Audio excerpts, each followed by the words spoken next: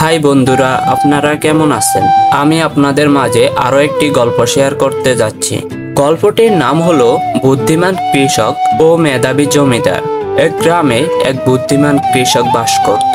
তার নাম ছিল রমেশ। সে ছিল খুবই পরিশ্রমী, কিন্তু তার অর্থের অভাব ছিল। অন্যদিকে সেই গ্রামের এক ধনী জমিদার ছিল, যে সব সময় গরিবদের ছোট করে দেখত এবং তাদের উপহাস করত।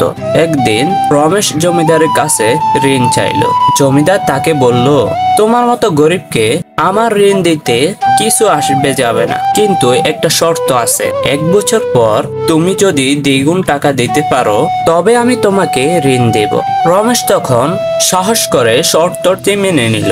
সে সেই টাকায় একটা গাভী কিনলো, দুধ বিক্রয় করে আয় করতে শুরু করলো। ধীরে ধীরে সে আয় বাড়িয়ে ফেললো। 1 বছর পর রমেশ দ্বিগুণ টাকা নিয়ে জমিদারের কাছে গেল। জমিদার অবাক হয়ে বলল, কিভাবে তুমি এই কাজটি করলে?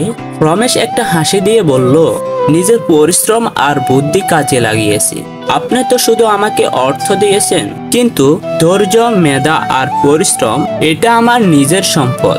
এই গল্প থেকে আমাদের শিক্ষার দিকটি হলো, যে কেউ নিজের পরিশ্রম আর বুদ্ধির মাধ্যমে জীবনে উন্নতি করতে পারে। টাকা পয়সা থেকেও বড় সম্পদ হলো ধৈর্য আর পরিশ্রম।